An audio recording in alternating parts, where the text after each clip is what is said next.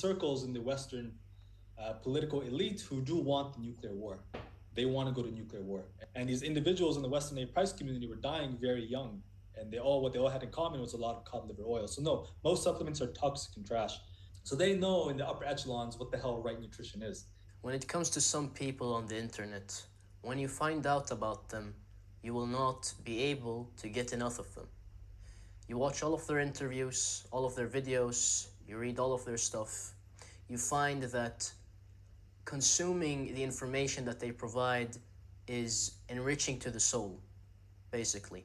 And when it comes to Varis Ahmad, a regenerative farmer, a polymath, and a polymath is someone who is extremely knowledgeable in many fields, that is the case. This is a conversation with Varis Ahmad, and I assure you, you will not be disappointed.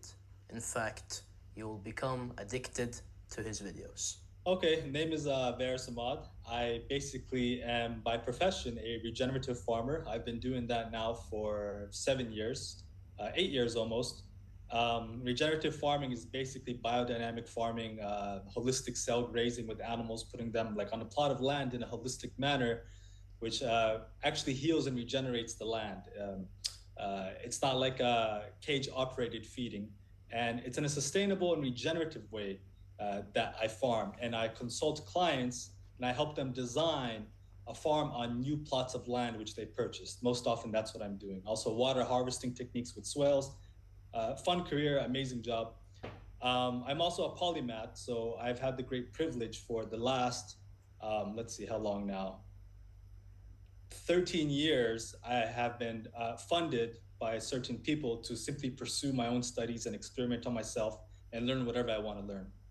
With part of the contract being, I don't drink, I don't smoke, I don't party, I don't do any of that. I don't have a social circle. I just learn. That's what I do. And I was funded. My whole life was funded to do that. At a young age, I was initiated into certain Sufi orders, Naqshbandi and Chishti, Islamic esoteric orders. And I was given rigorous philosophical training, philosophical and psycho-spiritual training at that point. And throughout my duration of life, nutrition were one of the many interests which I had. And that ties in with a lot of the other interests I have, which is comparative religion, philosophy, mythology, cultural anthropology, history, et cetera, et cetera. And when it came to nutrition, I found that the ones I appreciated the most and who I resonated the most was, or who I resonated with the most were Augenus Wander planets and also some of the raw vegans, but that's not suitable for everybody. But there's a certain way it can happen, it can be optimal. But in general, I would say I'm a raw food advocate. I'm a big raw food advocate for nutrition. I believe that's the best way to go. So the thing is, you know a lot about the world. You, of course, are a polymath, and that is that you know a lot about many different subjects. And something that is happening right now is people are basically being treated like cattle. People go into, the normal way of doing things is you go to school, then you go to, some other school, then you go to university, and then you work, you pay taxes, and some other people that are, the elite basically benefit. So when it comes to escaping a 9 to 5 or really living in a way that humans are supposed to, is becoming a regenerative farmer, is that a good alternative, or what alternatives do we have that you would recommend? If you cannot get into entrepreneurship, because I do believe that entrepreneurship, you have to have an entrepreneurial spirit to do that. Not everybody is business orientated. We're all made differently. The best alternative option for the majority of people is to get into regenerative farming by far. And you'll meet like-minded individuals, and you can get onto a plot of land. You'll find the people. There's always communities who want people who have the spine and the muscle and the energy to pick up a shovel and work on the farm. And that is the best way to get out of the system. And you have a community that supports you, a lot of good food, fresh air, fresh water, and you'll be living on the land. And typically these types of individuals are individuals who are plugged out of the matrix. They're not plugged in. So you'll resonate very well with them. The thing is, what I've learned when it comes to escaping the 9 to 5 is that there are two alternatives, and that is go off grid, so become a farmer, get out of the system, or be on as many grids as possible. So get a lot of money, be located in many countries, have many bank accounts, and then do whatever you want because you have, some currency that we've created, and you have numbers on a screen, and you trade that for things basically. Yeah, so that requires, some degree of entrepreneurship, figure out how to make money outside the system on your own, generating your own business or something. Use your mind to get out. You can use your mind to get out, or you can use your body, physical labor, and get on the farm. Which one do you think is the most optimal? It depends on the individual. Some people are, very mentally orientated. They don't have the physical energy to farm, but they have a lot of mental energy and they can figure out a way to dig themselves out. Others, they don't really have the mental resources or creativity to come up with some type of endeavor or business, but they have very strong bodies. And in that case, go on the farm and pick up the shovel, and they'll love you. All farms, sustainable farms, are looking for people like that, who are willing to, take care of the animals, plant trees, etc., etc. Well, that's certainly a great alternative for people who don't want to stress themselves out, basically, and live in the inner city and so on and so forth. Now, Yeah. something that we have in common is we both love Arginus, basically. The Very guy, much. the guy made raw meat. He reintroduced the food group of raw animal products, basically. And funnily enough, I believe that's the most important food group. But when I listen to your interviews on, Carnivore Camaraderie, Joey Schwartz, it seems like you disagree with him on a few things. So could you tell me, what do you think Arginus got wrong? With Arginus, well, he didn't get much wrong. He didn't get really much wrong at all. What it is he's more careful, and I learned that from him, to be careful, but I'm not as careful as him. So he says, don't go in the steam room, it'll burn the cells in your lungs. And I say, well, no, come on, it's still therapeutic. I still feel the benefit from it. Let's use the steam room. Certain things, he didn't get much wrong at all, really. He was such a genius. And then there's maybe some fundamental difference here. And, this can go off on a big tangent. Naturally, in the natural world, the raw animal foods are the best food. And if you were born eating raw foods and drinking raw milk and your mother's raw breast milk, and you had a good birth and you weren't given certain things into your body, from the medical profession, you could very easily live 120 to 140, very easily. No physical degeneration, no autoimmunity, no disease. That's very plausible. And there's many examples of that through the various indigenous cultures. However, my take on this whole thing is that, yes, even now, if we go on that kind of a diet, you'll get very strong and you'll get very healthy. But the problem is, a lot of us we were raised improperly. We ate junk food, we ate candy or seed oils, antibiotics, junk food. And so by the time we're 30, like I'm 31 in a few weeks, my organ function, because I did have leaky gut at one point. And if you have leaky gut, then these leaking food particles, they damage your liver, they damage your kidney, they damage your joints, they damage your brain, they damage all of your organs. So for the years that I had that, and I damaged my organs, I probably aged very fast. And now at 31, I have the organ function of like a 70-year-old indigenous man, an 80-year-old indigenous man. Does that make sense? We've been damaged. So we're aging very, very fast. And essentially all these autoimmune disorders and leaky gut, these diseases, what it is people are so damaged, the body's breaking down rapidly, very fast. Where it should have taken 120, 140 years, it's now taking 20, 30, 40 years to break down people very rapidly, and they're falling apart. So, yeah, naturally, raw animal foods are great. But we are in exceptional times where we have a lot going against us. If we just go back on what's natural, it'll be very therapeutic, very beneficial. But my question is there a way beyond nature? Is there a way where we can do even better than nature? And I am of the belief that yes, that is possible. What is it? And I'll explain. There is an institute, the world's oldest natural health institute, called the Hippocrates Health Institute. They've been around for 60 years now, and the director are Brian and Anne-Marie Clement. They've been the directors for like 3-4 decades now. And I've been to the institute myself. And it's a vegan diet, but it's not an ordinary vegan diet. Majority of vegan diets almost always are horrible. The starch based, the fruit based especially will destroy you, it will kill you. Um, the soy conventional vegan diet with all the soy burgers and soy cheese are horrible, of course. And I even wrote a book called The Vegan Agenda Exposed. So, but what they're doing at this institute is pretty unique, and you'll have to hear me out. What they are doing is that they are getting seeds from different plants, um, mung bean, broccoli, alfalfa, clover, sunflower, different seeds, and then they sprout them into this tiny little sprout. It takes like 5 to 7 days to sprout it, and it's growing at the time. And then they harvest those, or some of them they don't plant them in soil, they grow them in like a jar. And they put all of those onto a plate like a sprout salad. It's a big salad of living food. And this kind of a plate is very different from like you go to the grocery store and you buy the microgreens in a salad, in the plastic box, they have the microgreens, like little spinach and that. I mean, that stuff is weeks old. It's grown in hydroponic water. It's not really mineral dense. This is like living food. It's alive at the time when you're consuming it. And what it does, well, what it doesn't do first, it won't build your body.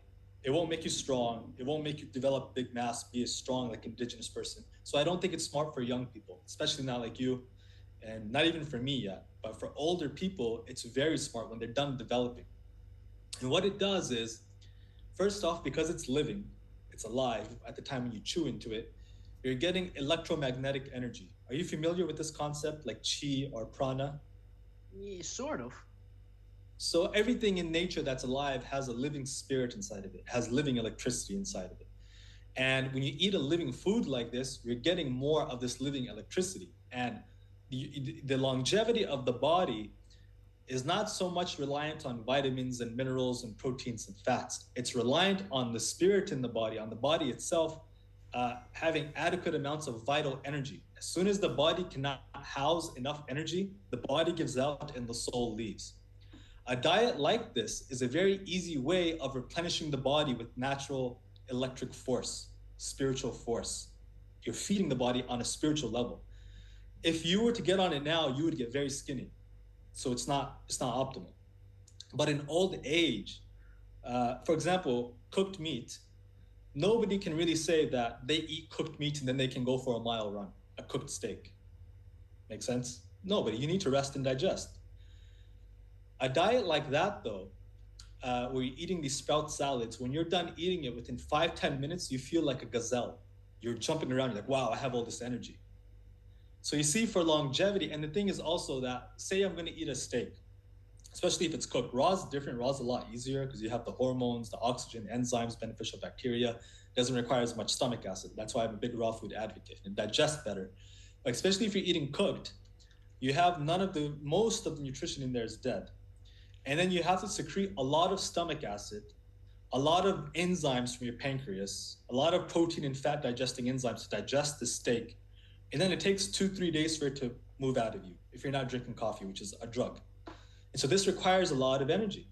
And as you age, this gets more and more tiring. And again, as I said, if you have leaky gut and you had damaged organs, your organs are already tired.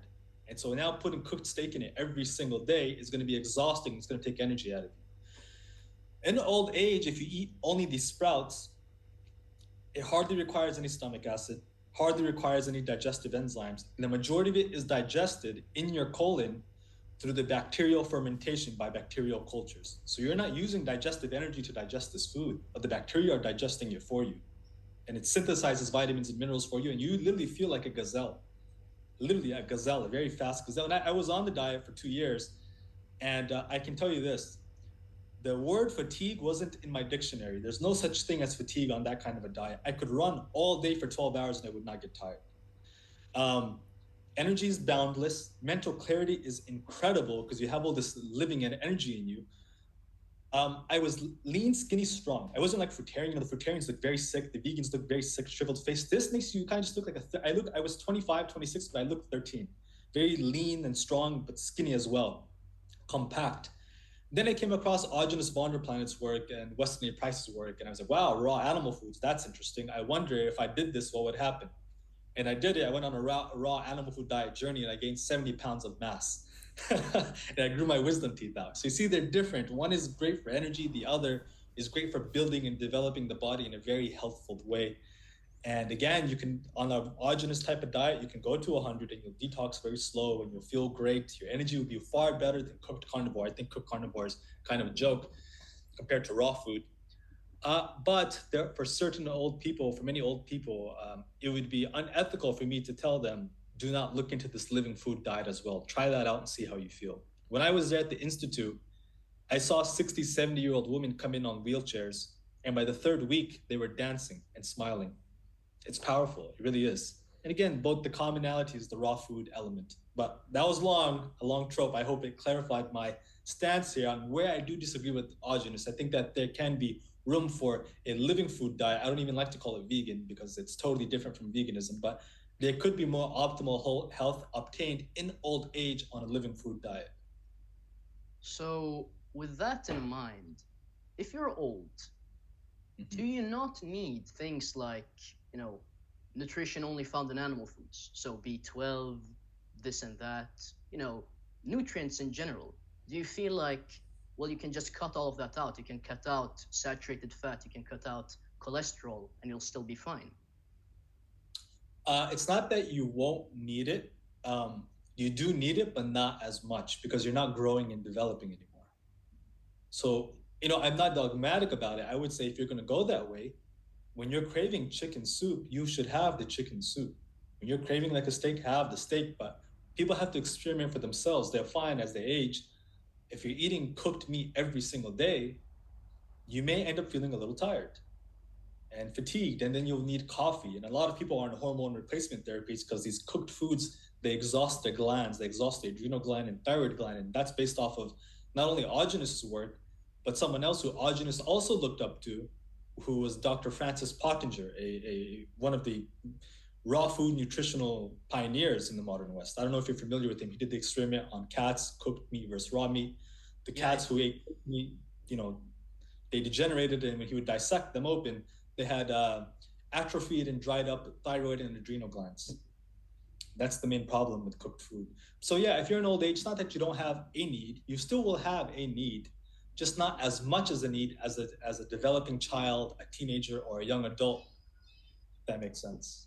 Okay, so you can't go full raw vegan. I'd think that if digestion is the biggest issue when you're old, I guess that raw eggs would be the best alternative then, because they're the most easily digested animal food. Exactly. And of course, the raw meat is also much easier than cooked meat.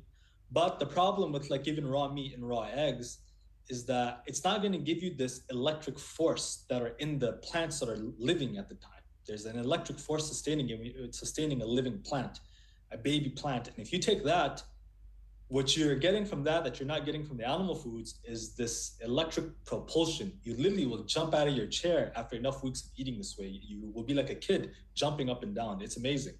So that's why, in old age, if you want to feel very young again, this is smart. There's one lady I know, they call her Happy. She's always at the Hippocrates Health Institute. She was very sick, and she went there in her 70s. And she got on the diet, and this lady is now in her 90s, and she goes skiing in the Swiss Alps. This kind of a diet will do that for you because it's giving you something different than just physical nutrition. And of course, if you don't want to do animal foods at all, then you're going to have to end up taking like 20, 25 supplements, for the B12, the B complex, and all this stuff. But I think it's wise just when you're craving the animal food, listen to the body and have it so that you don't run into trouble. It's interesting that you mentioned supplements because I've never believed in them. I've always thought that to make a supplement, if you synthesize it from a bunch of toxic byproducts, that's not going to be the same thing. It's going to be toxic. And if you extract it, well, then you've gone through a bunch of chemical processes that make it trash, basically. If we go by my perspective, at least when it comes to chemistry. So do you think supplements work? I agree with you for the most part. 99% of the supplements in the market are toxic and they'll make you sick, for sure.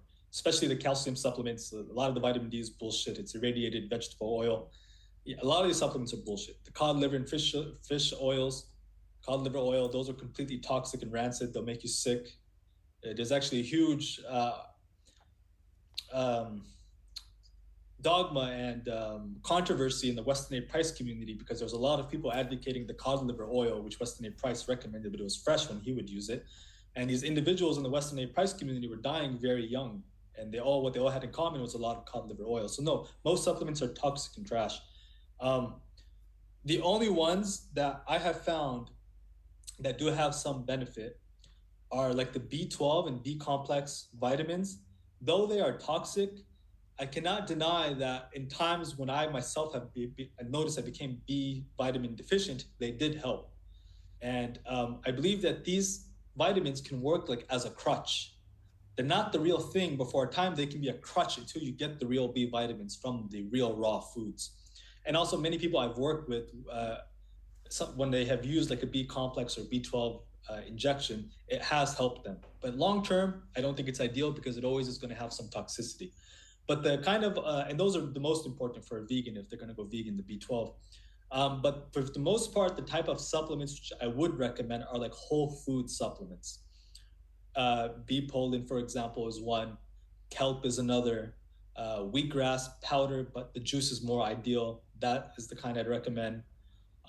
If you're detoxing, chlorella, which is a green algae, it's great for detoxing heavy metals. And I had read an Autogenous article where that was one of the like non-animal foods he liked because in his own research and experimentation, the chlorella was very effective at binding to heavy metals and removing them out of the body. Um, what else is there? And so there's like liquid ionic forms of certain mineral supplements, which I think are also very helpful. And um, mineral supplements, when they come in like a tablet, no matter what mineral it is, it'll calcify your body. Um, but if you get them in a liquid ionic form, it's like small, tiny amounts of this mineral, which your body can actually absorb and utilize.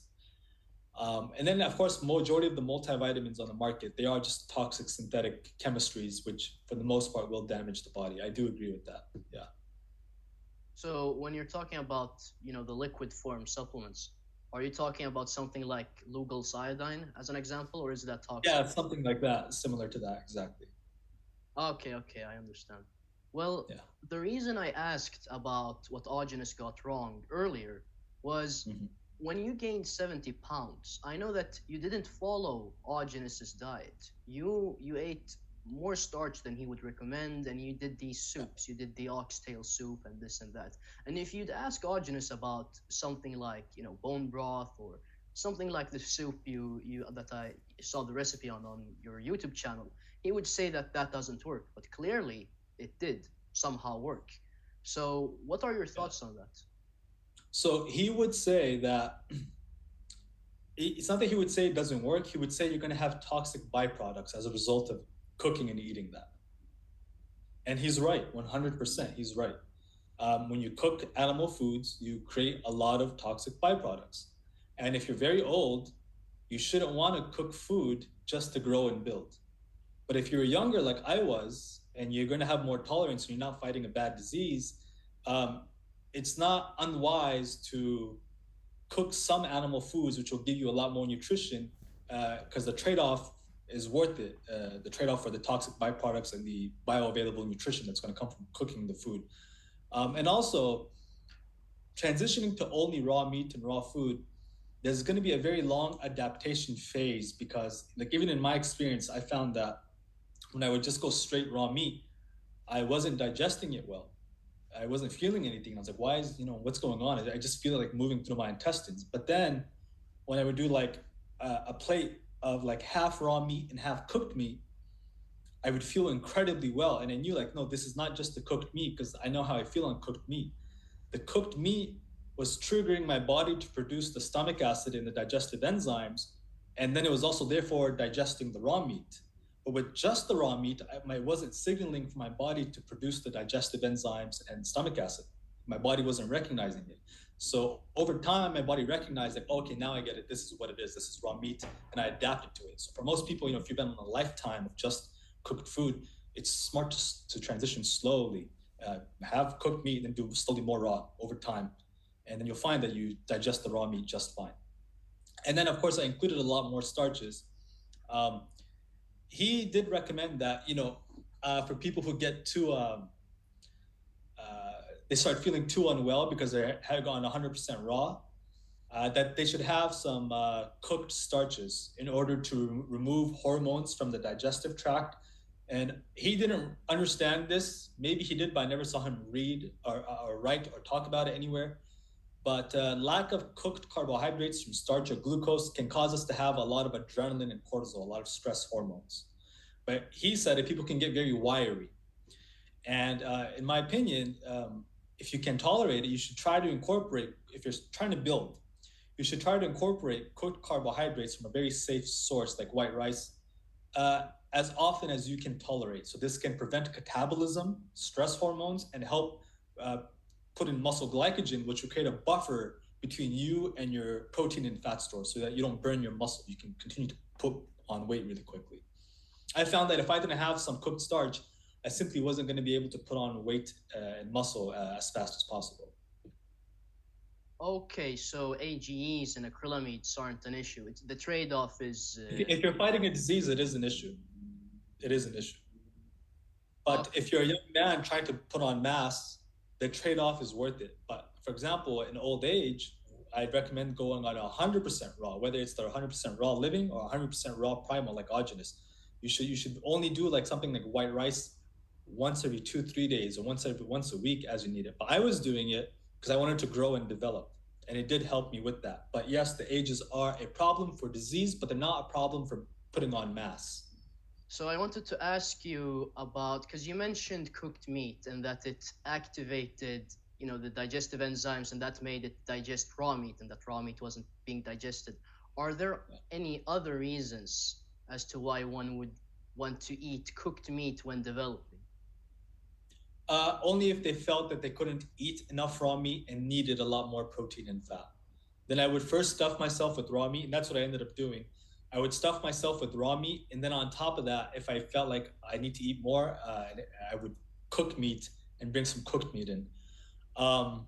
It's not as easy to eat as much raw meat as it is cooked meat. It's kind of difficult, but the raw meat by itself is a lot more potent at building the body. So there's a trade-off. But by the end of it, when I was really like gaining weight and muscle very fast, I was probably about 75% raw, 25% cooked.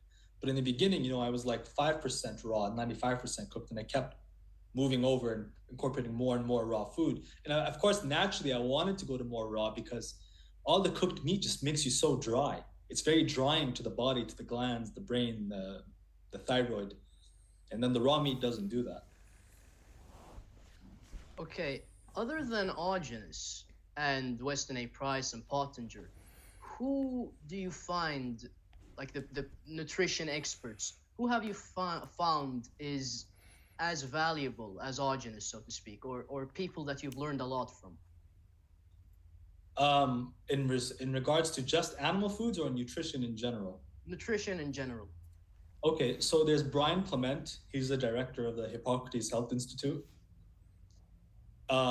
He's great, but he's very dogmatic. He'll convince anybody to go vegan, and I don't think that's smart at all. Young people shouldn't do it at all. There is Dr. Lawrence Wilson, MD. He's the pioneer of nutritional balancing or mineral balancing. Amazing MD. If you look him up, Dr. Lawrence Wilson, MD, he has probably like 1,000 articles online on many different topics and subjects, from nutrition to detoxification, and he is incredible. However, I do not agree with his nutritional protocol. I think it's too weak, and it's for people who they cannot do the raw food. The raw food is too much. They won't do the raw meat and they won't do the raw living food. That kind of a diet is more suitable for them. But because say my mother is sick, thank God she's very healthy, but say so she's sick, I'm not going to tell, she won't do raw living food or raw animal foods. An old lady or something, they want something more stable and grounded, and it isn't too transformative to their psyche. And his diet, for example, is a lot of cooked vegetables, like 46 ounces of cooked meat at every meal. And you do this 3-4 meals a day with lots of supplements, coffee enemas, saunas, etc. It's a great protocol, but again, it's not the best. It's not optimal at all. That's Lawrence Wilson. Another person was Max Gerson, MD. He was a German physician who lived in the West in like the 40s, And he was healing cancer patients of cancer, and he was using like 80 to 100 ounces of vegetable juice a day, coffee enemas, and also liver juice. He was cold pressing liver juice. So it's a very unique protocol, and he wrote a book about it, and documented his basically the cases of his cancer patients who had their cancer reversed on this type of therapy. His daughter picked up the torch after he passed away, and the therapy is nowhere near as effective because they took out the liver juice, the raw liver juice. So now it's just a vegan protocol. It's not as effective. So he's one. Let's see, someone else here. Um, there is the lady from MIT, Stephanie Seneth. She's amazing with her work on glyphosate. Her work is more so on pesticides and stuff, and also about how raw water, how the body needs raw water in order to function optimally, meaning water that's sourced from like a natural spring, natural well, or from vegetable juices, because the body is able to recognize that kind of water. But if the water goes through UV radiation, reverse osmosis, etc., it becomes discombobulated, it's dead, and the water can't recognize that kind of water. So Stephanie Seneth. Let's see who else here. The names can't, they're not on the top of my head right now. There was a lot. A lot that I learned the wrong things from. I'll say that. And those are easy to name. You know, there was the fruitarian guy, Dr. The 80-10-10 guy. I forget his. Morse was one of them. Morse was horrible as well. But there's another guy. He wrote the 80-10-10 diet, the fruitarian diet. What's he called? Esselstyn?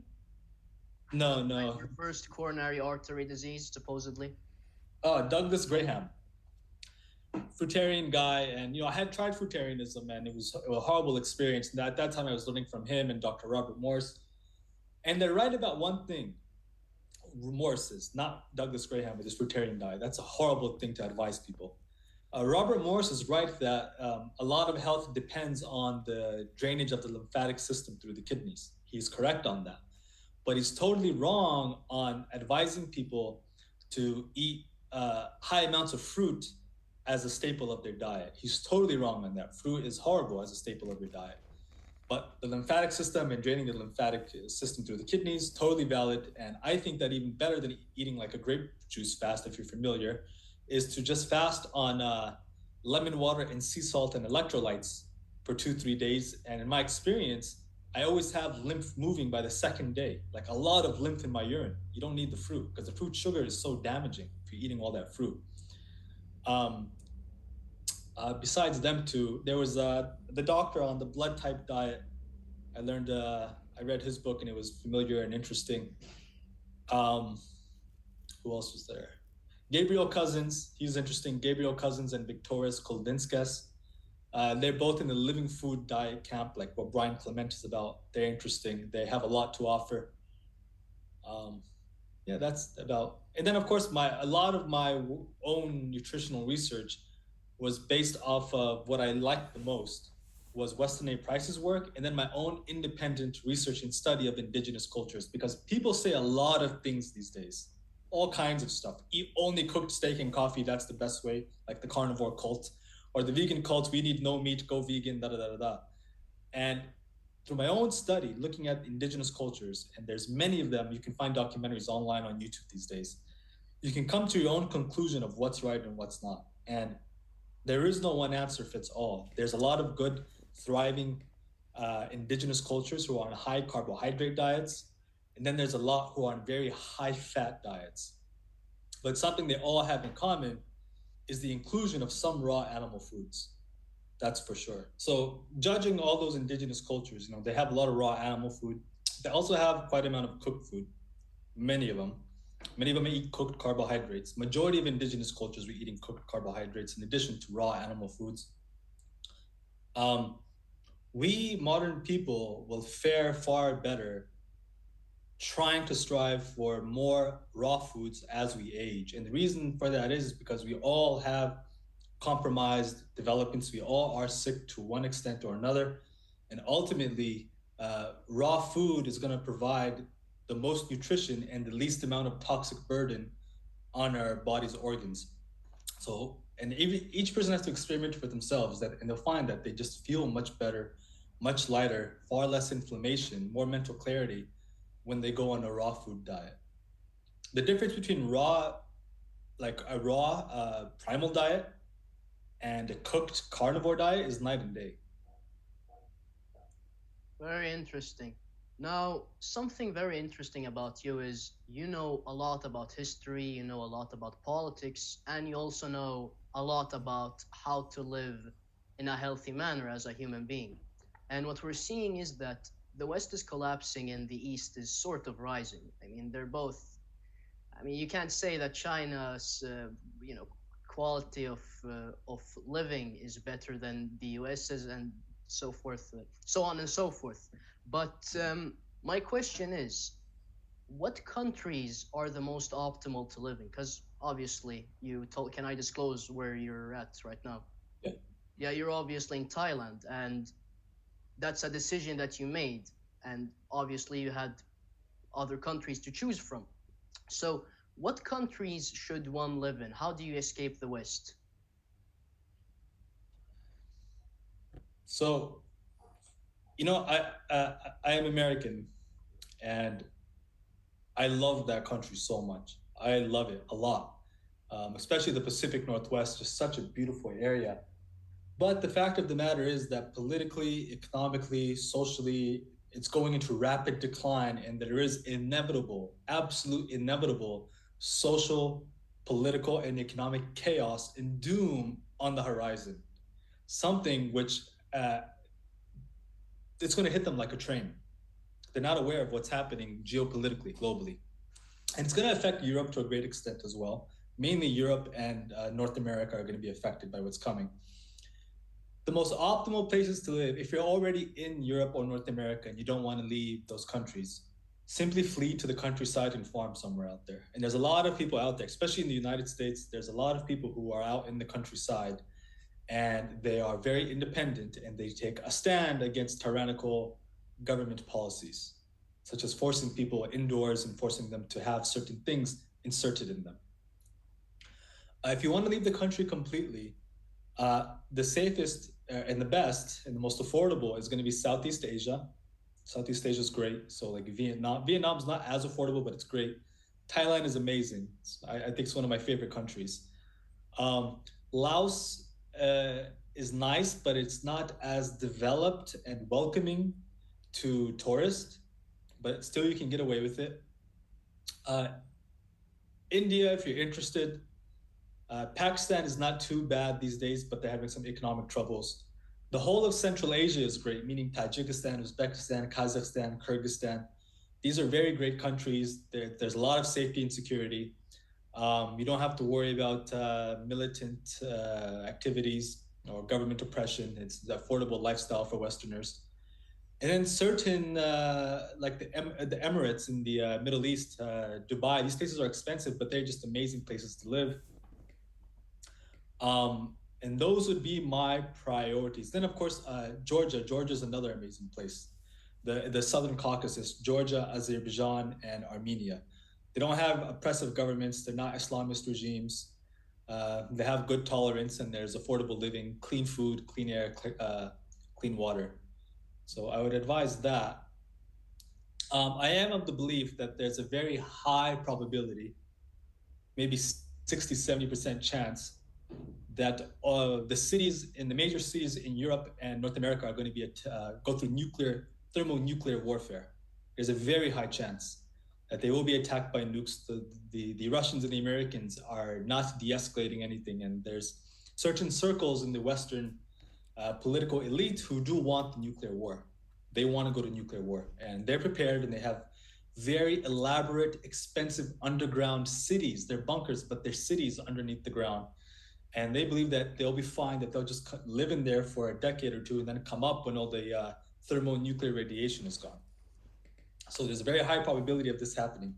And if that doesn't happen, if they don't go to thermonuclear war, there's going to be such an amazing economic catastrophe because it's based off of the US Western petrodollar system, which gives Europe and America an unfair advantage over the rest of the world. And I don't want to get too into that unless you want me to.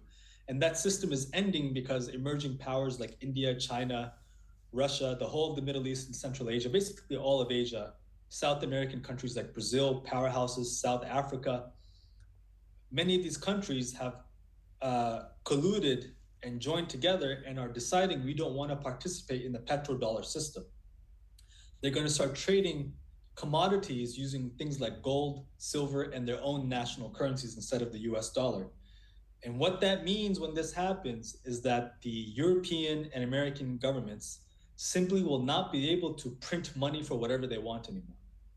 The way they do from like the IMF, the European Central Bank, the Federal Reserve. If the US wants to go to war, they just print $1 trillion and then fund their soldiers, and they develop tanks and weapons, and they buy steel and resources from other countries, and they pay them with fake money that they print up themselves. This is what gives them the unfair advantage. And they're allowed to do that because the rest of the world has to purchase US dollars in order to trade commodities. You can't trade commodities without purchasing US dollars. But now the world is saying we're not playing that game anymore. And this amounts to the US simply not being able to print as much money as it wants, because if they continue to print as much money as they want, it will cause hyperinflation. A piece of bread will cost $300 or 300 euros if they continue living the same way. And there's Western elite who believe, they say, to hell with that, we're going to go to nuclear war. We won't tolerate a world that's not going to involve us having this unfair advantage. So we'll see what happens. Either way, it's going to shit. And then aside from this, which people aren't even aware of, this geopolitical and economic tensions, look at the social life and the cultural life. Look at how morally degenerated they are. Look at the gender war. The spouses don't even get along. Divorce is rampant. There's something called the manosphere, the red pill manosphere, and it's all about how to manipulate women, game women, and treat them like dogs. And then there's on the opposite end, there's the females who are now rotating 10, 20 men if they're on Tinder or something, right? They have 10 men paying for their rent. And they have options now. The traditional structure is destroyed. You don't have long-term marriages and these bonds and friendships that develop. The family structure is destroyed. They're not developing and raising good children. You have high crime, incredible crime in cities like Los Angeles, San Francisco, and Chicago. The police warn tourists, don't come, we can't protect you. When you look at history, every time a great civilization collapses, it looks exactly like this, America in 2022. Looks exactly like it. So, all right. I was gonna ask you because you mentioned a big part of everyone's life is the other sex, basically, and I've obviously heard about red pill and all of this, all of that. I've read even if you know who Rollo Tomassi is, I've even read his familiar. and I think there is wisdom in it, but you know the manipulation of women is not something I agree with. How do you think one should conduct oneself in modern society to, you know, when it comes to dating, when it comes to the opposite sex, basically? So, the Rollo Tomassi and the Manosphere Circle, you are right that they have wisdom for the modern world, for sure. And they have wisdom for the modern world, but this would have never applied in past times when there was proper cultures and reference points in the society that told men and women how to act properly for the benefit of everybody, for the benefit of everyone, each individual in society as a whole. That's all fallen apart, and you have basically a big zoo. And when you have a big zoo, you need people like Rollo Tomassi to teach you the nature of the female animal. Because the zoo animals have been unleashed, the zookeepers are gone. So how should, in my perspective personally, from my own approach, how to approach them in dating life? The best thing, in my opinion, is work on yourself, become strong, become successful, and attract them to you. The women who are attracted to you will make it very obvious. They will give you a glance. They will give you the stare, like as if they want, you know, your soul, and then approach those women. Don't go and just approach random women you find attractive, because it's going to be a headache. You're going to have to play these games with them. They text you, you wait an hour to text them back, only call her once a week, all that bullshit. And at the end of it, you're going to fight and it's going to be over. You wasted a lot of money, energy, and resources. Go for the women who genuinely like you and find you attractive. Approach them, be nice and kind to them, and hope for the best. That's my approach on things. Something that is very interesting about your work is that you have a lot of experience with hair. You're very interested in hair, it seems. And generally, when it comes to nutrition and all the fields that one could be interested in, this is a very specific one and a very interesting one. Yeah. So tell me about that. What made you interested in hair? So when when I was getting deep, I was a polymath studying various different sciences, histories, esotericism, mythology, etc., yoga, meditations. But then my health started to fail, and I was poisoned by something, and I developed autistic-like symptoms. I got heavy metal poisoning, and then that also coincided with some hair loss. And I was like, okay, there's something wrong with my mind here. Something screwed up, and tried a lot of things, didn't work. Veganism was horrible. Tried raw milk, and that is really what healed my autistic like symptoms, and it slowed down the hair loss. But nonetheless, my hair was now shedding, whereas before it was not shedding at all. So I started to pay attention, and I bought myself a wooden comb, and I said, I'm gonna comb my hair, and every day I'm gonna see how many hairs I'm shedding. And I very quickly drew a correlation that, if I eat a certain thing or do a certain thing, I shed more hair. If I smoke, I shed more hair. If I drink, which I don't, but I talk to others, they drink and they shed. But I smoke hookah and tobacco. So I said, if I smoke, I shed more hair. If I eat like a junk food, I shed more hair. If I'm very stressed out and don't sleep well, I shed more hair. If I have too much sugar, I shed more hair. So I said, okay, let me just stop everything. And when I would stop everything, I wouldn't be shedding any hair. Nothing would be coming out. If I ate gluten, I would shed hair for days. If I felt like I ate something really bad and I woke up the next morning not feeling well, I'd also be shedding hair, and I feel like I have low hormones. So very quickly, I came to the conclusion all of this is caused by me, and that this shedding of the hair is a way of the body telling me I'm freaking out. If you do the wrong things and you damage the nerves and glands, I'm going to eject the hair out because it's shocking to the nerves, it damages the nerves, and it comes out naturally. And we should pay attention to this, because if you don't listen to the hair loss, eventually you're going to have to listen to the tumor in the brain or the tumor in the kidneys and the liver. The things like acne and hair loss, this is just the beginning of physical degeneration, the body coming apart and aging. So that's the way that I perceive it. And that was my theory. And then when I was like, okay, let me look at the natural world to see if I can find some supporting evidence to support my theory that individuals who physically degenerate very rapidly, they bald very rapidly, that balding is a symptom of physical degeneration, and that if you have a lot of healthy hair, it's a symptom of health and graceful aging. So let me look at the natural world.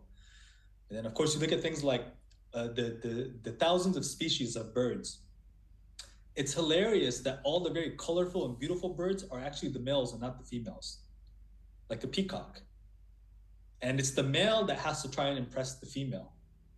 And they use like these colorful feathers, right? They have these characteristics on them which show that I'm healthy, I'm suitable for mating, I have good genes, etc. Said, okay, well, those are the birds. And then you look at like the male lion, and they have these manes that develop. Usually, like the strong alpha male lion in the pack, it's our beard basically. They have these characteristics to show it. Then you look at like the mandrill. It's a type of baboon, and it's so interesting.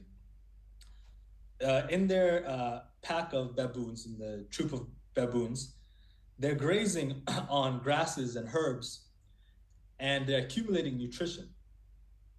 And the one who accumulates the most nutrition grows the biggest, and he ends up getting very colorful face and very colorful colors on his backside.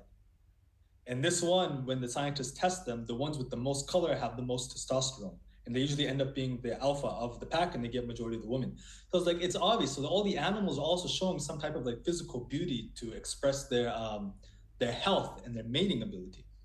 So then I looked into, let's see if balding is associated with various diseases and infertility. And I'm not sure if you saw, I made it very recently, a video on an alternative theory to male pattern baldness and debunking DHT. I saw that, yes. Yeah, and I showed how there's many studies linking various diseases to balding, that balding men always have associations with like arterial stiffness, metabolic syndrome, cardiovascular disease, insulin resistance, et cetera, and that's because the body's breaking down and what nature's doing. Because like from a philosophical perspective, nature has a mind, There's a mind in nature, and this mind lives in every single um, organism. It's pre-programmed in every organism. I'm going to give you a quote from Plato really quick. Just 1 second. So this is from Plato. This world is indeed a living being, endowed with a soul and intelligence. A single visible living entity, the earth, nature, containing all other living entities, which by their nature are all related. So nature, our earth, is a living, breathing entity. It's alive and it's aware of itself. And through itself gives birth and sustenance to all other living organisms. And all these living organisms, humans to ants, have their source in nature, the original being, and they have the program of nature in them. And there's often a saying that nature is the first bitch. She's harsh, she's very cruel. And she has programmed it as such that if a man is aging prematurely and failing at her rules of life, which is go get nutrition, don't be a degenerate, develop well, conquer and spread your seed intelligently, if you fail at that, she breaks your body down to make sure that women don't find you attractive. This is what balding is. It's harsh, I know, but this is my theory on it.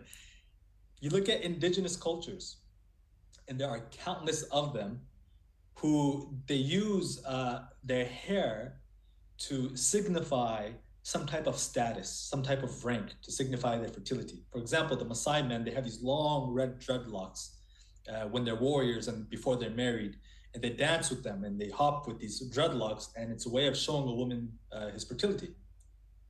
The Samburu have the same. The Afar men in Ethiopia, they have these long, curly, thick locks, and they nourish it with butter. All these indigenous cultures nourish their hair with like butter and clay and oils. And they have a mating, a courtship dance, in which they dance with their hair, and the woman is supposed to choose which mate do I want. In my own culture in Afghanistan, we have something called a tan, where they dance in a circle to drums, and it's performed before war or at wedding ceremonies. And the men all have very long hair, and they dance with their hair to the drums very charismatically. And the families who are looking for a husband for their daughter judge which man is the most virile and strong based on how he dances and how healthy his hair is, how healthy he looks. This is all natural stuff. It's disturbing to most people, but it's the truth. The hair, and just like when we judge a woman, if a woman has beautiful skin, nice, thick, long hair, we go, damn, she's beautiful. I want that kind of a woman. You know, well, it's the same thing for men. But the thing is, if you get unhealthy and you damage yourself and you break yourself down, nature makes sure no one procreates with you or wants to procreate with you by aging you prematurely. That's not to say that there's not strong bald men out there. That, you know, of course there are. That's not to say that there's some women that do find bald men attractive. Of course there is, and all that's subjective. But on an objective perspective, the majority of men do not want a bald. We can agree with that, right? And it's in our subconscious instinct because we know it makes us feel old and aged, and we feel like it removes us from competing in the gene pool. You're going to have a lot more going for you, like a nice personality, money, et cetera, et cetera. You know, but if none of these things existed and you just lived in an indigenous tribe and you couldn't acquire a Ferrari, a Lamborghini, or do stupid things like game, and you were just a bald guy and everybody else had nice long dreadlocks, nobody would say we want this guy for our daughter. He's done some really bad things. So I'm seeing a pattern. I'm seeing that in the majority of indigenous cultures, they prefer long hair. And if you look at something, because I'm gonna ask you about enlightenment, because I want to know your view on that. But if we take the Hindus as an example, they say have long hair. It's good to have long hair. You can hold more energy in your body, this and that. And the Buddhists say remove your hair so that thoughts escape your head quicker. So is there any benefit to having long hair that people generally don't consider, that we don't talk about, that we don't know about? Yeah, and this can tie into the enlightenment question as well, which I'll get more into detail later about what my perspective on it is. But we can say that enlightenment is like a pyramid. It's a gradual process of elevating your consciousness until you get to the very top and you hit it. And as you ascend this pyramid of enlightenment, there are people at different levels who have different stages which they need to graduate from. They're not meant to hit the ultimate enlightenment. They just, at level 10, they should now graduate to level 11, for example. And in those lower levels of graduation, like in many of the indigenous cultures, uh, being healthy and reproducing efficiently and raising strong children and being an honorable member of the society, this is simple enough to graduate. This is a level of enlightenment for those people. And uh, health is a very important aspect of it. And of course, having the long hair, from what I understand, it's critical to have a heightened sixth sense and relation to nature. That the idea is that the nerves or the hair, the long hair, is an extension of the nervous system. And just how we, with a lot of our senses are dependent on our nervous system. Well, this external extension of the nervous system by way of hair can aid us in having extrasensory abilities to the external world. For example, people can research and look this up. The U.S. Army had, I forgot which war it was. It may have been the Vietnam War, or it may have been World War One or World War Two. One of the major wars. They employed indigenous Native Americans in their army who had very long hair and who had this sixth sense, and they would use them to track down enemy soldiers. So the U.S. Army knew about this stuff long ago, and they literally employed these soldiers, and they could do it. They'd take them through the forest and stuff, and with their long hair, they'd sense, okay, the guerrillas are in this area. Just look it up: U.S. Army, Native Americans, long hair, sixth sense. I've heard about that. I love that stuff. But and when I told that to a group of friends when I was in high school, they were completely quiet. They were looking at me as if I was crazy, which is really funny. And most people are, again, especially today, it's a matter of them not even graduating up a level. Just make sure you don't graduate and go to hell, literally, because there's people have been so manipulated. There's no spiritual advancement for many of these people. So when it comes to enlightenment, are you familiar with Eckhart Tolle, Krishnamurti? I Yeah, am. because their view, which is ultimately, I guess, what the Buddha was talking about, what Jesus was talking about, it has some components, and I guess Buddhism summarizes it in the best way. You've got no self. You've got, okay, now I can't remember all of them, but the most critical one is no self. Do you agree that there is no self? Before the eyes of God, there is no self. So, like, I'm speaking to you, and if you want to go to the highest levels, really, there's just one entity speaking to one another between us two. And that takes gradual psychological progress and development to come to that stage. Because what you're doing is you're psychologically allowing yourself to die off. All your beliefs, all your thoughts, all your attachments, they slowly fade away. And then when everything's gone, and you're just purely in the present moment in the bliss of God, you realize you're just this embryo, this embryonic soul that's animated and sustained by God, but there is no separation. And that everything else that you thought of yourself was just a projection into the world. So this takes, it's one thing to talk about it, but then to experience it, it takes a lot of psychological growth and maturity to get there. And that's ultimately the mountaintop of enlightenment. And in traditional cultures, before things got very degenerated, and even in indigenous cultures, this is what the role of like the priest caste or the shamans were. They were the ones who were mature enough in the society to be at that level of consciousness. And because they were there, they had a lot of wisdom which they could offer for the tribe or the people or the society to make sure that everyone got along in harmony. But these ideas start to break down as far back as 2,000 years ago when the Roman Catholic Church started to abuse people and focus on just creating torture devices for heretics. They killed so many people in Europe who didn't agree with the church's beliefs. So this is long gone. But the original idea was this. I guess because there's something that I obviously want you to talk about, and that is your books. Because I think you've written, based on what I've heard you say over here on Carnivore Camaraderie's channel, on your YouTube channel, which everyone should check out. Of course, I've already made a video recommending your channel, by the way. Talk about your books, basically. I want to know more about them. And as I said in the email I sent you, I'm interested in the nutritional fortification book because I'm young and I always seek to expand my knowledge when it comes to nutrition. How old are you? I am 20. You're only 20.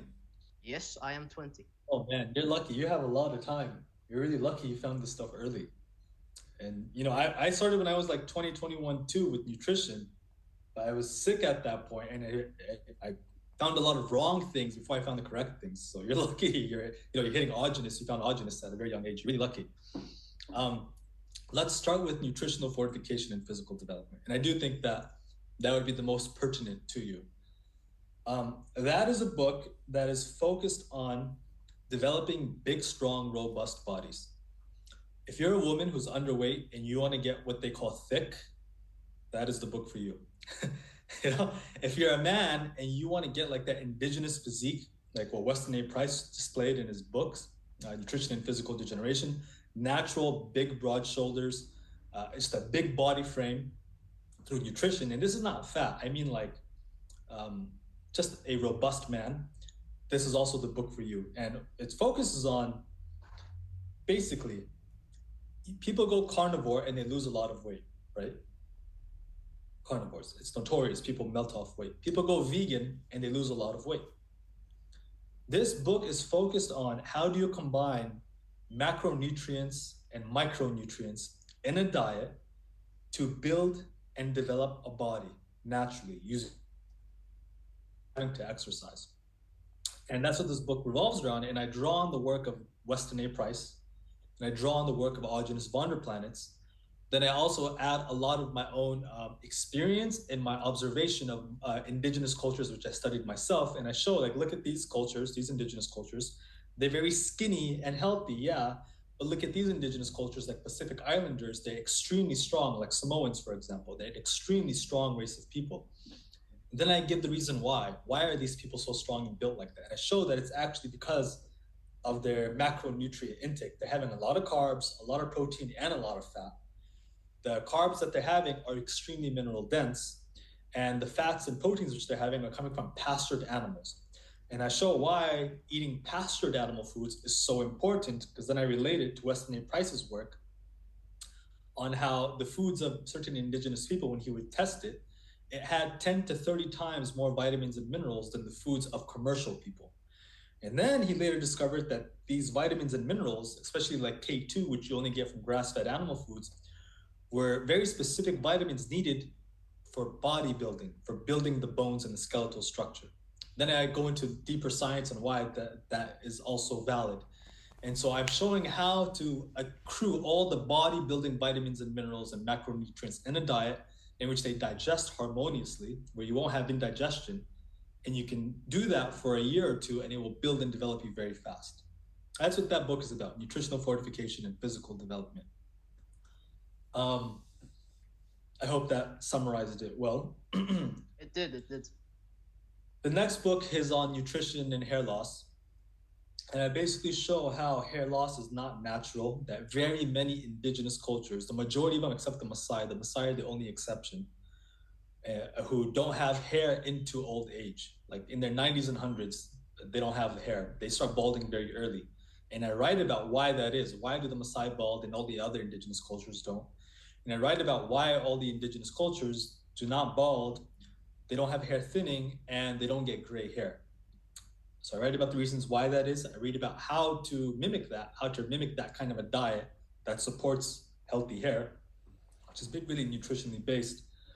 And then I also show many of the causes for people balding. Not only is it nutritional deficiencies, but it's toxicity, glandular damage, testicular or gonadal atrophy, and environmental pollutants in their fat cells, which is causing too high of an estrogen level and not enough androgenic hormones. And my last video, debunking the DHT myth, I basically proved that it's not DHT or androgenic hormones that are causing hair loss. It's the lack of these androgenic hormones that are causing hair loss.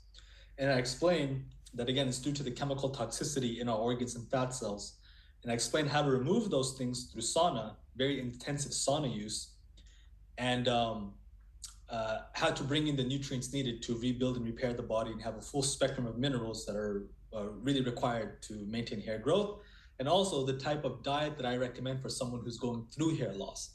If you're going through hair loss and you want to reverse it, I wouldn't recommend nutritional fortification, for example, because it may aggravate it. I would recommend first, if it's your concern, get your hair loss under control. And I recommend a specific diet for that. And once you get that under control and you know, okay, this is solid, it's over, you can then go, if you want to build the body and you're still young, go nutritional fortification. And if you do start shedding hair, you'll very easily recognize, well, what is it that I'm doing that's causing the hair to start shedding again? And you can stop that. So, and then also in nutrition and hair loss, I show how many indigenous cultures, none of them use shampoos. They all have nice, thick, dark hair well into old age. And each of them use some type of local butter or plant oil or plant extracted ferments. And they use that to wash and nourish their hair. And this brings in nutrition, not only into the hair, but also into the scalp and into the brain. It literally feeds the brain when you apply these things topically. So that's what nutrition and hair loss is about.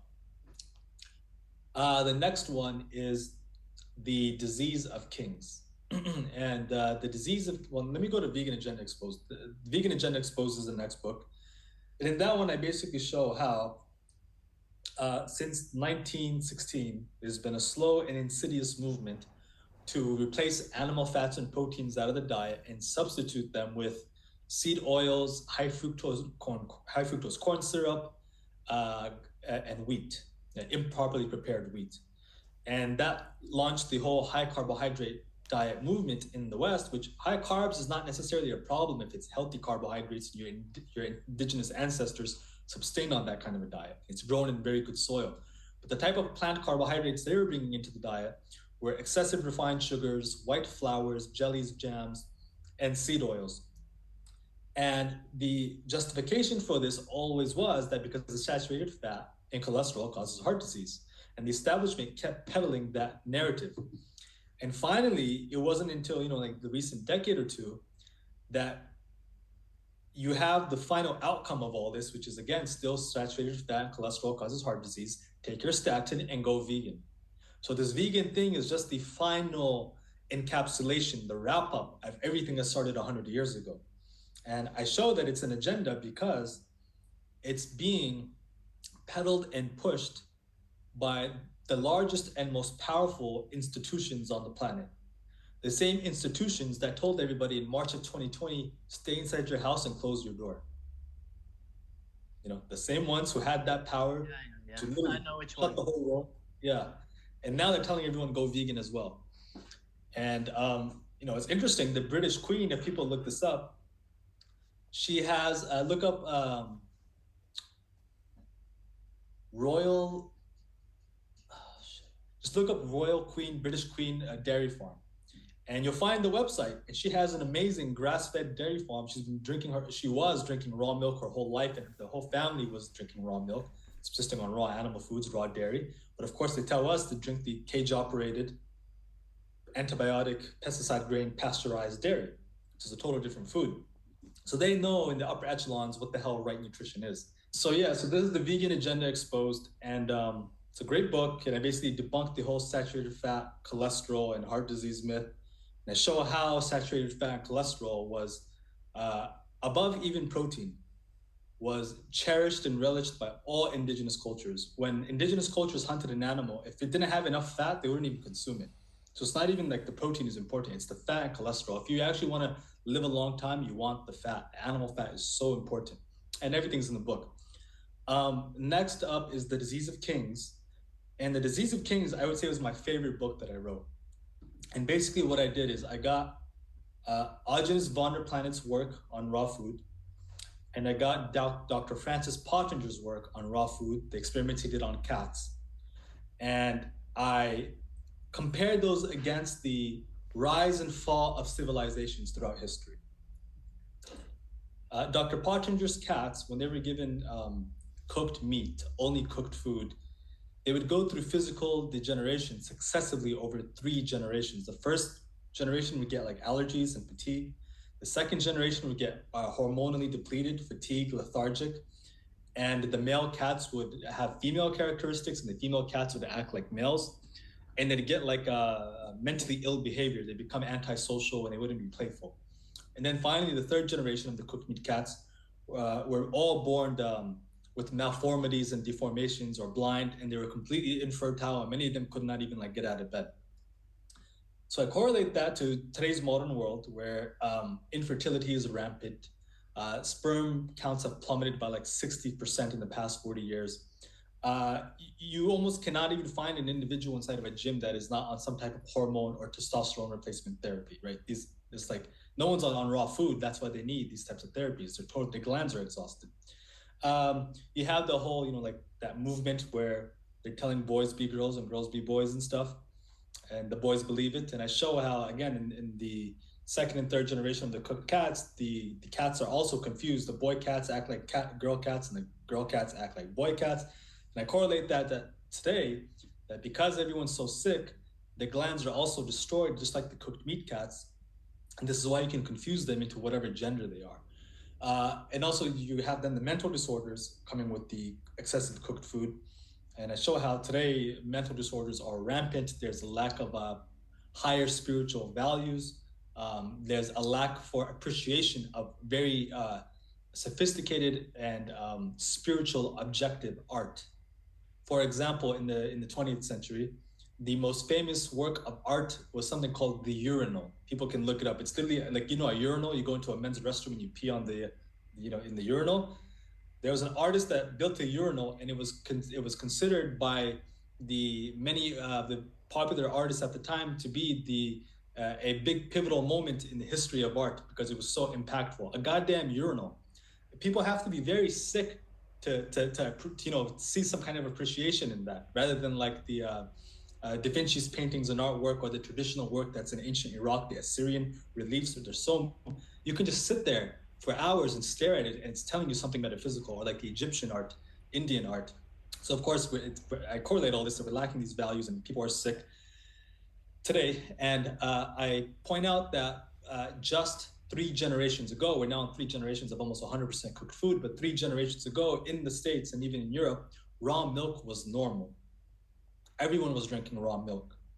And you remove the most important element of the diet, because if they weren't doing, they had raw meat cuisines and dishes too, like steak tartare, Ozenwurst, which is like raw pork. This existed everywhere. Raw liver was consumed in the States 100 years ago. Not every day, but it was there in the diet. And you didn't pasteurize milk. Everyone knew you drink raw milk. And in Pottinger's cats, he found that if he gave them 70% raw milk and 30% cooked meat, they wouldn't go through physical degeneration. But when you go 100% cooked food, they degenerate rapidly. He even did 70% pasteurized milk and 30% cooked meat, still the same thing, degenerate rapidly. So I go into history, and I show how in the time of antiquity, up until the gunpowder revolution 500 years ago, there's a geographic region called the steppe, the Asian steppe, and it stretches in the farthest, most western location of this steppe is in eastern Hungary, and it stretches across Asia, across Ukraine, across the Northern Caucasus, across Central Asia, which is like the heart of it, across into Mongolia and Northeast China. And this is basically a vast grassland, hills and grasses, hardly any trees or anything like that. And people who live there are nomads. They live in tents and they travel with their cattle, their sheep, their ox, and so on, to fresh pastures. They're always searching out fresh pastures. They're typically a warrior-like people. They live in tents. And I show how, on an almost cyclical basis, every 50 to 100 years, a group or a band of these people and they subsist off of raw food, like 80-90% raw food diet, raw dairy, raw blood, and some cooked and raw meat. They would come into the settled cultures and civilizations either in India, Afghanistan, Persia, Iraq, Egypt, Syria, Rome, Southern Europe. And they would conquer them and plunder them, and they would defeat them in warfare. And as they would do this, they would then establish their own royal dynasties. They would take over the empire and establish their own. And they would patronize the arts and sciences. They would create a brand new culture, very sophisticated, because they were very intelligent, these raw food nomads. And they would very rapidly accrue and assimilate with the sophistication of settled culture. And in time, they would forget and forego their raw food nomadic origins, and they would adopt the cooked food cuisines of settled cultures and civilizations. Cooked meat, cooked flours, all kinds of, and in settled culture, because there's a lot of commerce and bazaars and businesses and people, it's cosmopolitan, you have access and taste to a lot of sweets. Even back then, they were making a lot of sweets, pastries. And so they would lose their taste for that. And they weren't aware that the raw food is what gave them their superior dominance intellectually and physically on the battlefield. They would adopt these cooked foods, and within 100 years, their own royal dynasty and the whole culture which they came to establish would also degenerate. Eventually, the male kings would come who only were concerned about their harems, their sex, and they wouldn't actually take care of the kingdom. The people would become very weak. And in time, another wave of raw food nomads would come in, conquer them, replace them, and the same cycle would continue to repeat. Raw food nomads come and conquer settled cooked food, gluttonous, lazy people. It keeps happening and happening. And I give the cases. Look at this. Here you go. Here you go. Here's India. Here's Persia. Here's Iraq. Here's Egypt. The same thing keeps happening. And in Europe, it's no different. In Rome and Macedonia, where the Greeks were. So that, and then I also show how the aristocracy, traditionally, the aristocracy was, they always had meat foods in settled culture, meat foods reserved for them, whereas the peasants were forced to consume almost like a plant-based diet, cooked plant-based diet. And I give the references for that. And I show how the aristocracy, the most common disease amongst them was gout disease. And most of them would end up dying from this. It's because they ate a lot of cooked meat. And this is the problem with cooked meat. It's so concentrated in minerals like zinc, selenium, phosphorus, and metals like iron, that when you cook it, you destroy the ionic bonds that bind these minerals together. And when you consume that, these dried, cauterized minerals and metals dry up your glands and organs. They dry out what the Chinese call the water element of the body. And thus it causes gout disease because of the uric acid crystals and the purines and the iron overload. And I show how in traditional cultures of antiquity, bloodletting to release blood was very common because they understood that they're all being poisoned by excessive toxicity from the animal foods.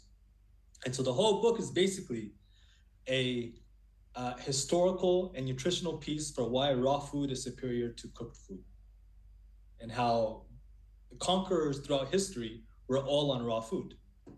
And the patronizers of very high sophisticated art, whether it was in Persia, Afghanistan, Iraq, or Egypt, or in India, were raw foodists. That's Disease of Kings. Yeah, you have two more books, right? There's one on longevity, and then there's another one, I think.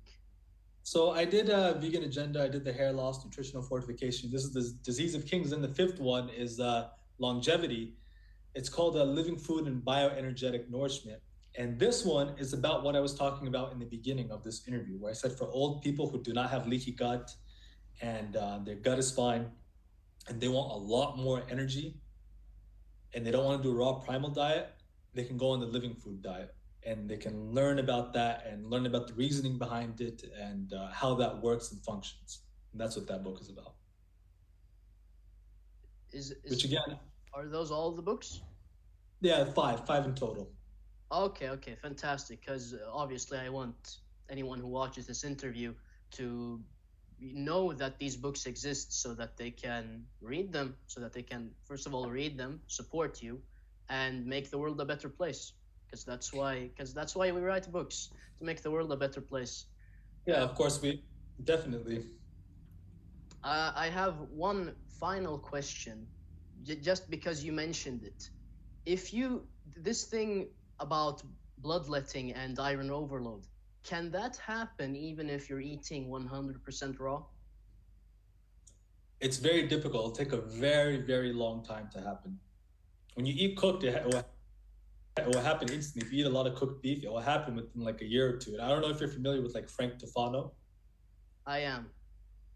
And I love these kinds of channels because they experiment on themselves publicly, then they show what happens, rather than these keyboard warriors who like belong to the carnivore cult or vegan cult, and they'll say bullshit, carnivore this.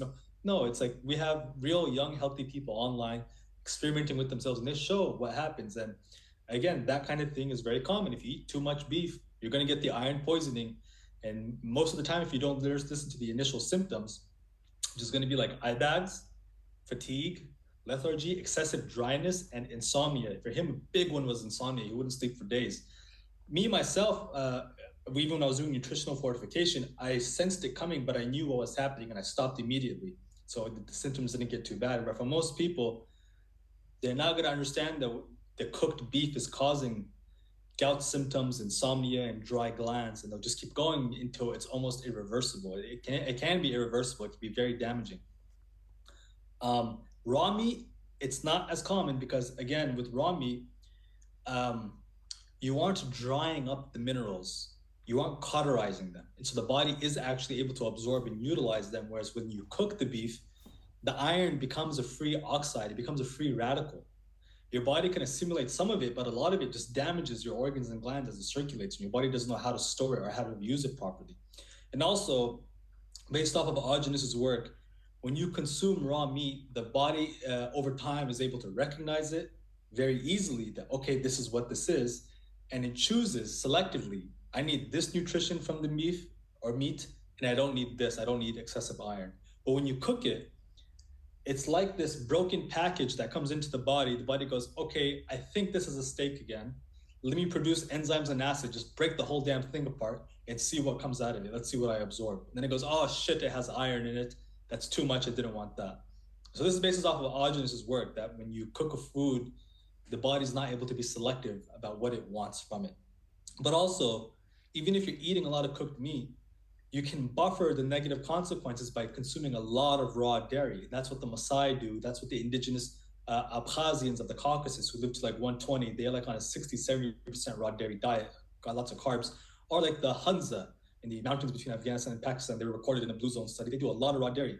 The reason why the raw dairy protects you from this is because the raw minerals, the raw calcium buffers the iron absorption and it pulls some excess of iron out of the body. So raw dairy is important. Extremely interesting, and I guess that's why Augustus, I don't, maybe it was intuitive, maybe it was deliberate, but obviously he recommended a bunch of raw milk. So maybe that was an intelligent, that was by intelligent design, basically. Yeah, and there's healing benefits in raw milk that you're not going to get from meat or eggs. All the foods do different things. Like my autism, when I reversed my autism, it was the raw dairy. The raw meat wasn't going to do it. Raw eggs wasn't. It was literally the raw milk because it has the soothing qualities, the detoxification qualities, the minerals, the enzymes, hormones, bacteria, and many other elements we're not even aware of that help heal. And according to Augustus, the best food to detoxify the glands and organs is raw milk. Did you ferment it when you were consuming it? No, I was doing a lot of it just like pure raw milk, and I'd ferment it into kefir and have it as kefir too. But I find that the raw milk is way stronger for healing and detoxing. If you can't absorb and digest it, you can ferment it into a kefir, but it's not as strong, and I don't think it'll be as effective as raw milk, unfortunately. That's extremely interesting because I only ferment it. I can't handle raw milk if it's not fermented. But that's, again, that's a very interesting perspective. Augustus always said ferment it if you can because that's superior because you get the bacteria, but I haven't heard of this. Anyway, and I'm He not was saying right. that it's wrong. Yeah. I, He's right that it's beneficial for the bacteria, but the thing is also when you pre-digest it, they are consuming some of the glutathione and the calcium, and they're being broken down into different components. So just in my experience, the raw milk was a lot more healing. The kefir is great too, and it's more digestible and absorbable. But that when I would feel, because I came to a point where I would feel it like, okay, if I drink this raw milk, I literally feel it going into my brain and like healing, cooling something. And the kefir, when I would drink that, it wasn't doing it. that's very interesting. Well, Varys, I could ask a million more questions. I could, we could continue talking forever, but this has to come to an end, someday.